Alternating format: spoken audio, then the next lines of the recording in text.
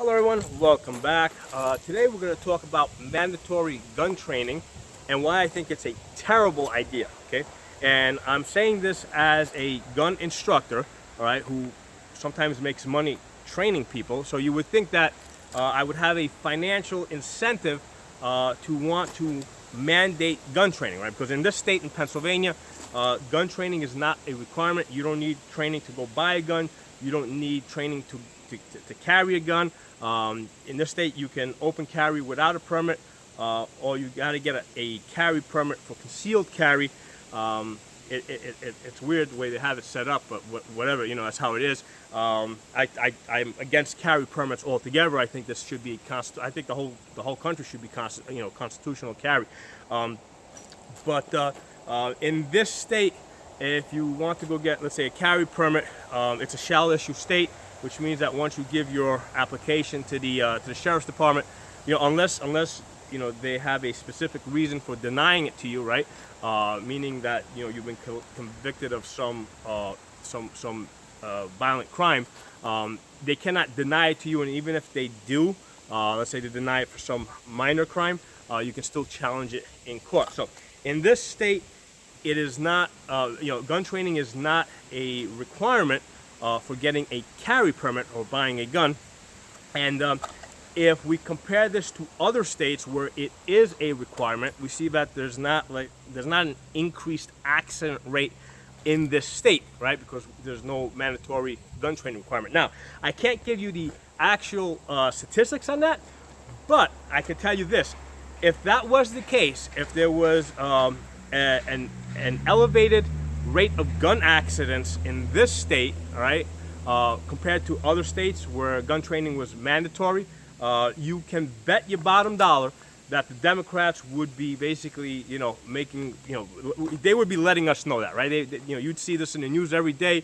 They would be pushing, hey, those states that have the gun training requirement, they have a lower rate of accidents. Your state, which doesn't have it, has a much higher rate of accidents. But that's not the case. They can't say it because it's not truth. So I'm gonna take that as I'm kind of backing into that fact, all right? But the fact that Democrats aren't pushing gun training along those lines. Okay, so why do Democrats push gun training, or not just Democrats, but anti-gunners in general?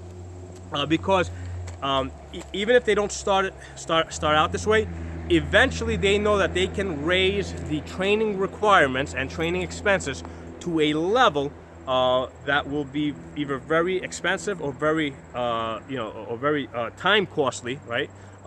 So that people will not want to do it. So it's a way of gun control, right? If you can make the training requirements so high or so expensive that people don't want to do it, then they're not going to qualify to buy guns or get carry permits or whatever. So that is a way of limiting people's access to their gun rights. Okay, so that's why I'm, even as a gun instructor that sometimes makes money off training people, I am against mandatory gun training requirements. Okay, so that's the first reason. Okay, now the second reason is because I know that if you try and force people to take some type of a gun training class, right, they're gonna resent it. Right, I know I would. Right, if you force me to take because normally, like I've done plenty of even as an instructor. Sometimes I'll go as a student and I'll take gun training classes. At this point, like 99% of the stuff that I hear in the class, I'm already aware of. But hey, there's always that 1% or that 0.5% chance that I might hear something new. Plus, I get to see other people, interact with them, see how. I see other instructors teach and what their teaching style is and how students, interact with those instructors. So it gives me other ideas along those lines. So I'm all for, getting gun training and doing, going to different classes on lots of different scenarios. I'm all for it, but it should not be mandatory. Okay. Now, here's the thing. Like I was starting to say, reason number two: if you force people to take training classes, they're going to resent it. They're going to reject the information. And the typical example of this is, think about when people learn to drive, right? They force people to go and take these driver's ed classes. And lots of people, I won't say, let's just say lots of people resent that. Okay, so they tell you in those driver's classes that you can't speed, you have to follow the law. So what do most young men want to do as soon as they get behind the wheel?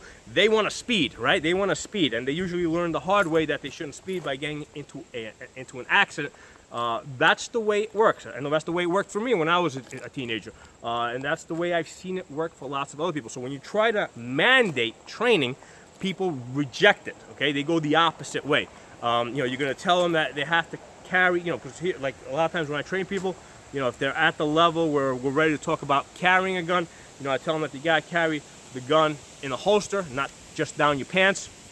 Okay, and they will usually accept that information.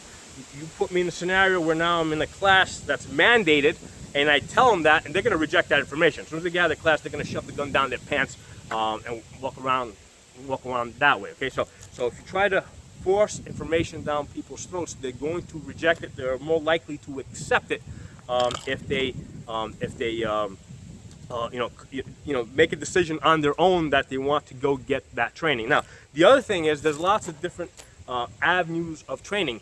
The internet, these videos that I do are a great avenue for training.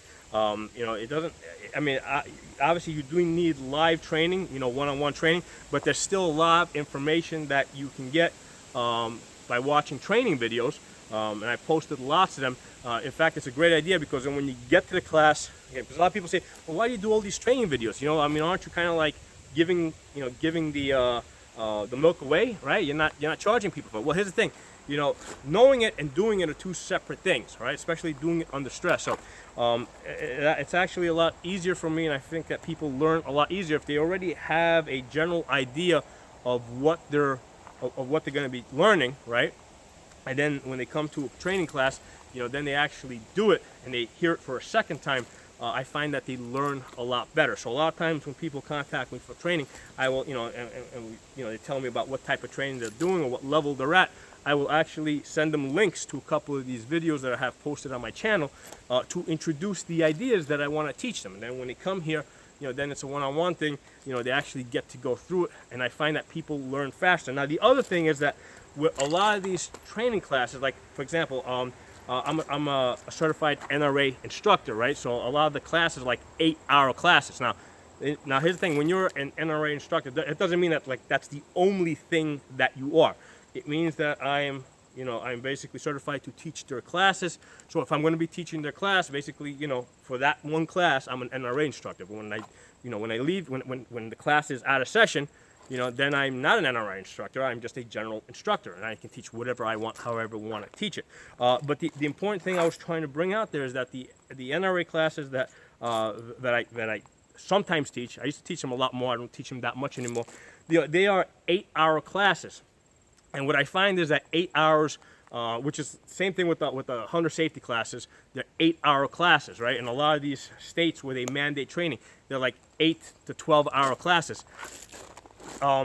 People, after about an hour, they start losing interest in things. They start, their ability to absorb information kind of stops. So I find that like even the NRA 8-hour classes, I can compress that information into 2 hours.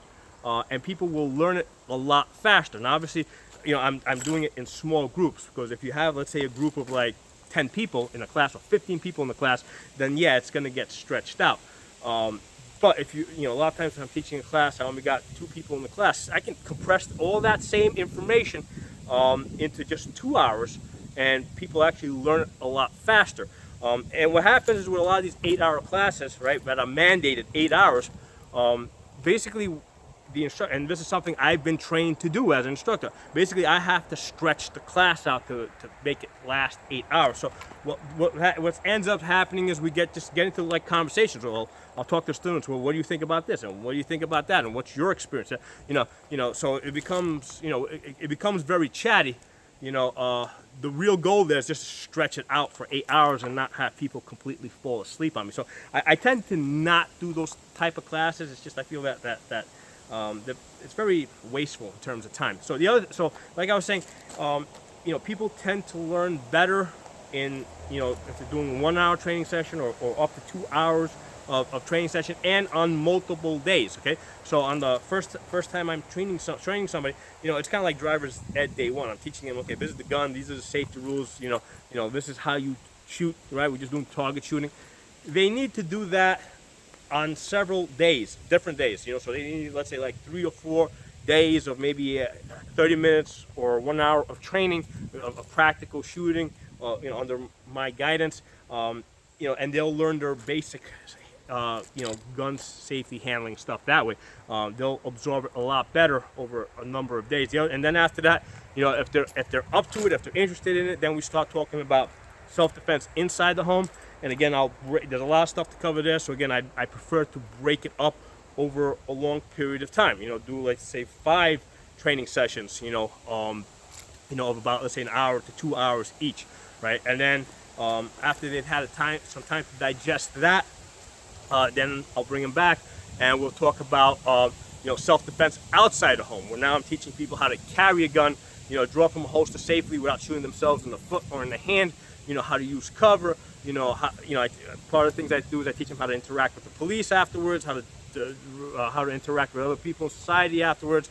So there's a lot of things that are covered, but what I find is if I try to ram all that information into one 8-hour class, people basically absorb about, they might remember by the end of the day if I test them, right? They might remember 90% of stuff, but then if I were to test them, let's say 2 weeks later, they're only going to remember about 10 to 20%, okay? So the point is, that's why mandated training is a terrible idea, because you're going to try to fit it into some type of a structure that doesn't fit all people.